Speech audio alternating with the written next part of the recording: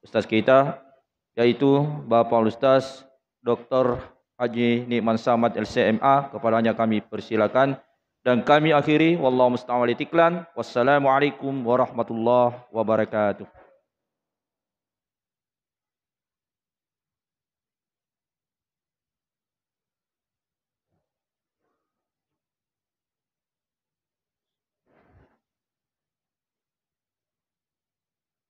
Bismillahirrahmanirrahim.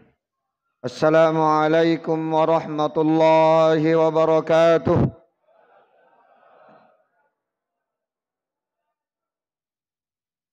Alhamdulillahi rabbil alamin.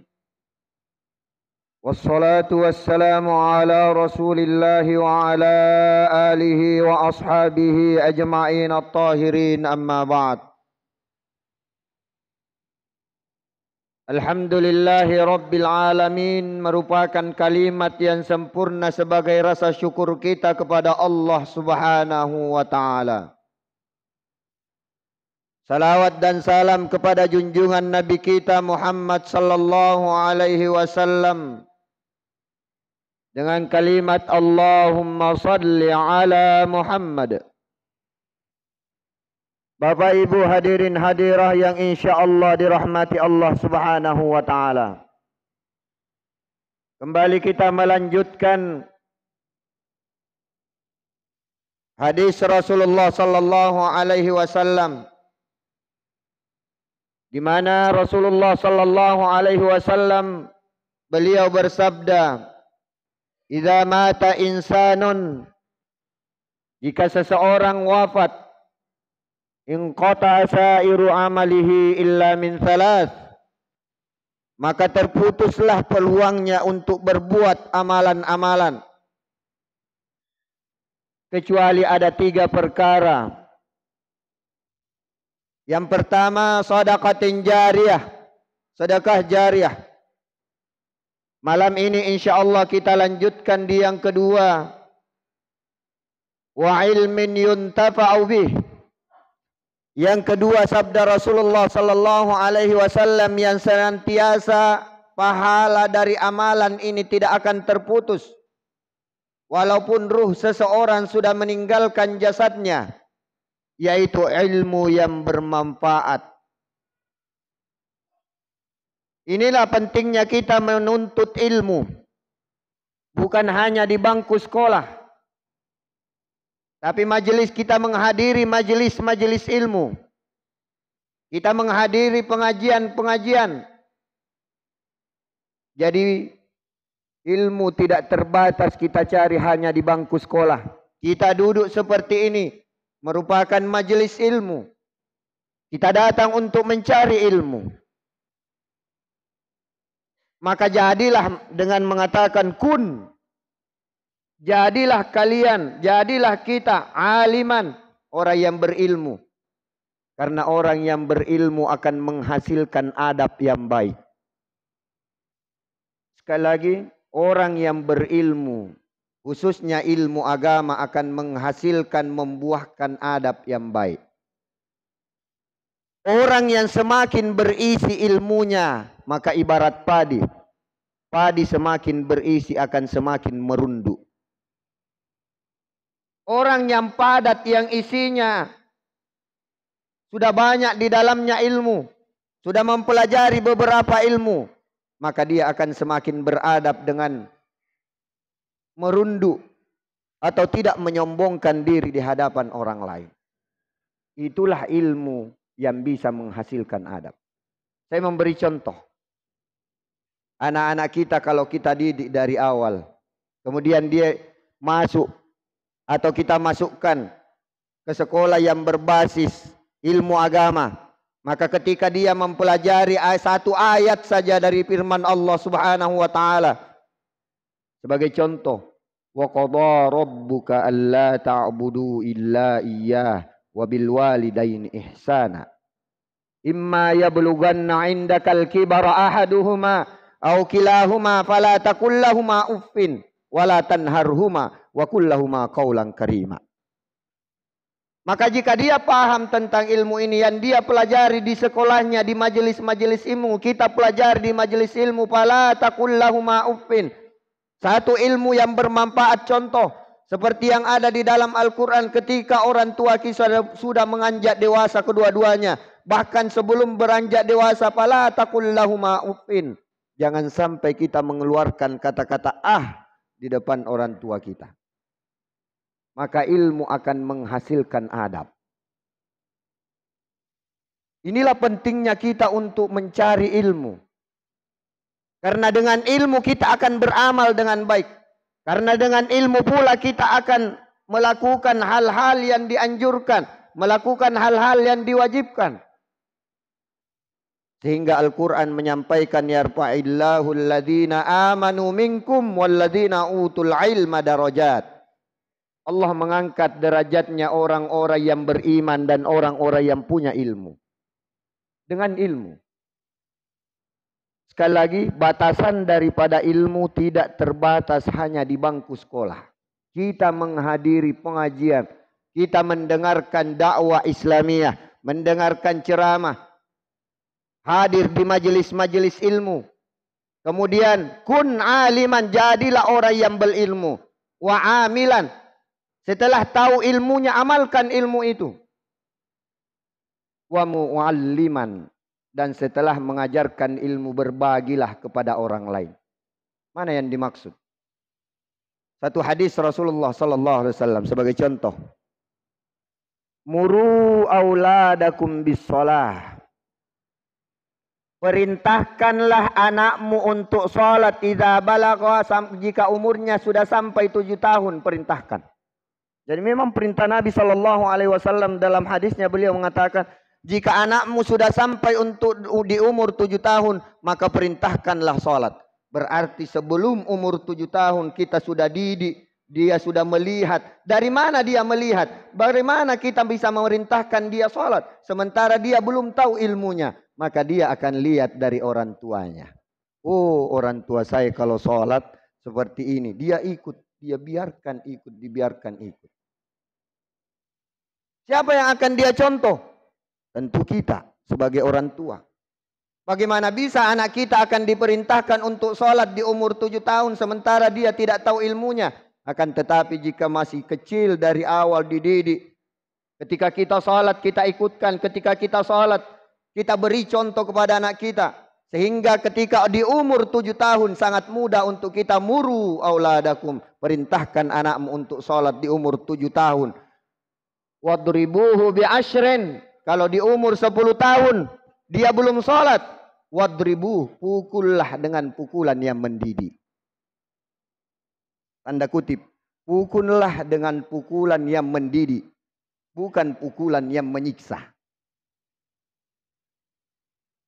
Tetapi dari mana contohnya? Seperti yang pernah kita sampaikan, bahwa yang pertama, sekolah yang pertama, madrasah yang pertama dari anak adalah dari kedua orang tuanya, khususnya ibunya. Maka ketika anak itu melihat ibunya sholat, Allahu Akbar, anak kita ikut Allahu Akbar.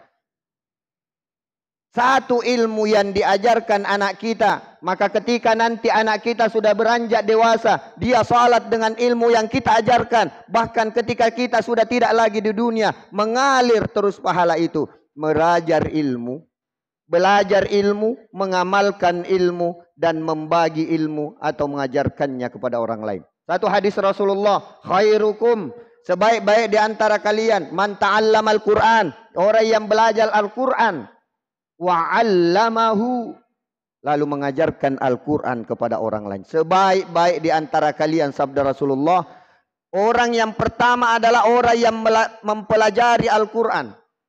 Setelah dia tahu mempelajari Al-Quran, dia ajarkan termasuk kepada anak-anak kita. Kita ajarkan membaca, kita ajarkan surah Al-Fatihah, kita ajarkan mereka salat. Sehingga ketika anak kita salat, kita sudah tidak lagi di dunia, mengalir pahalanya. Itulah yang disampaikan oleh Rasulullah.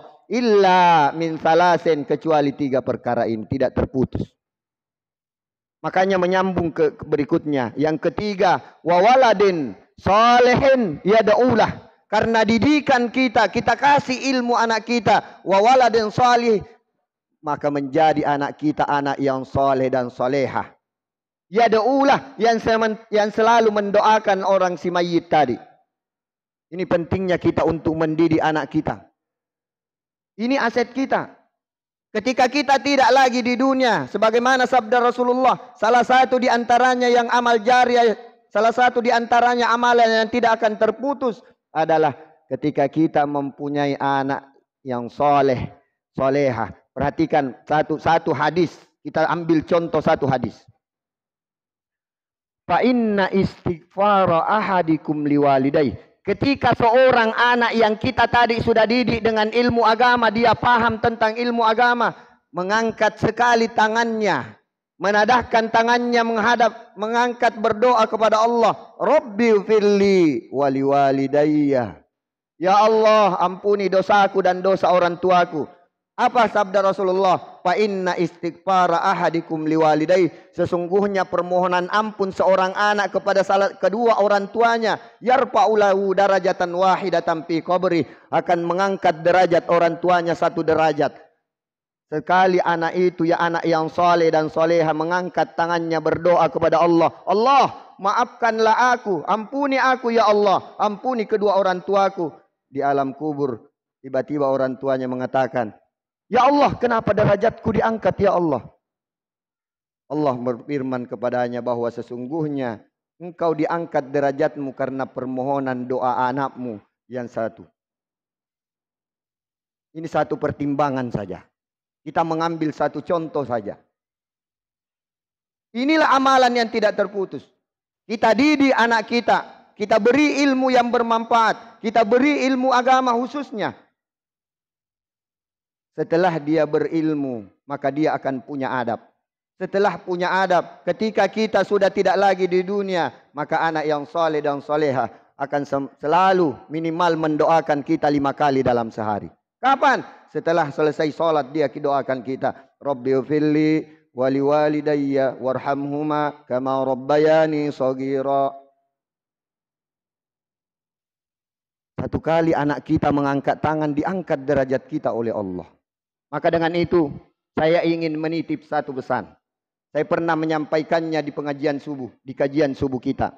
Tidak apa-apa saya ulangi pesan ini. Kalau tidak bisa semua anak kita banggakan di akhirat di hadapan Allah Subhanahu wa taala, maka jadikan satu anak kita kebanggaan di hadapannya Allah Subhanahu wa taala. Sekali lagi, kalau keseluruhan anak kita tidak bisa kita jadikan, tapi sebaiknya keseluruhan. Tapi kalau salah satu kita jadikan kebanggaan di depan Allah di akhirat, yang bisa menyelamatkan kita dan keluarganya, yang bisa menyelamatkan saudara-saudaranya, jadikan satu dari anak kita yang bisa kita banggakan di hadapan Allah, yang selalu mendoakan kita ketika kita tidak lagi bersamanya. Ketika kita tidak lagi di dunia, ada satu orang yang senantiasa mendoakan kita sehingga diangkat derajat kita di hadapan Allah. Kita bangga dengan satu orang ini, satu anak kita ini. Maka jadikan satu di antara anak-anak kita yang bisa kita banggakan. Siapa mereka? Hum ahlul Quran. Mereka adalah, atau anak itu adalah ahli daripada Al-Quran. Dia belajar Al-Quran. Dia perbaiki tajwidnya. Bahkan dia hafal Al-Quran. Setelah menghafal Al-Quran, dia pelajari makna-maknanya. Dia amalkan. Tentu dengan menghafal, memahami daripada makna Al-Quran, dia sangat paham akan apa yang kita bukukan orang tua. Dan itulah yang akan nanti menjadi kebanggaan di hadapan Allah Subhanahu wa ta'ala. Bapak Ibu, hadirin hadirah yang insya Allah dirahmati Allah Subhanahu wa ta'ala. Jadi 3 amalan inilah yang walaupun kita tidak lagi di dunia, tetapi amalannya terus berjalan. Yang pertama sedekah jariah. Yang kedua, kita berilmu. Ilmu itu kita manfaatkan, kita ajarkan kepada orang lain. Tidak kita sembunyikan ilmu yang kita tahu. Jika ilmu itu memang baik, maka ajarkanlah ilmu itu. Kita mengajari satu orang untuk sholat. Selama dia sholat, sepanjang hidupnya dia sholat, maka terus mengalir amalan pahala kita juga. Dan yang ketiga, wa waladin soleh, anak yang soleh dan soleha, yang ketika saudara-saudaranya yang lain lupa mendoakan orang tuanya, dia mengangkat tangannya satu kali, Allah angkat derajat orang tuanya yang ada di dalam kubur. Hadanallahu wa iyyakum ajma'in. Wassalamualaikum warahmatullahi wabarakatuh.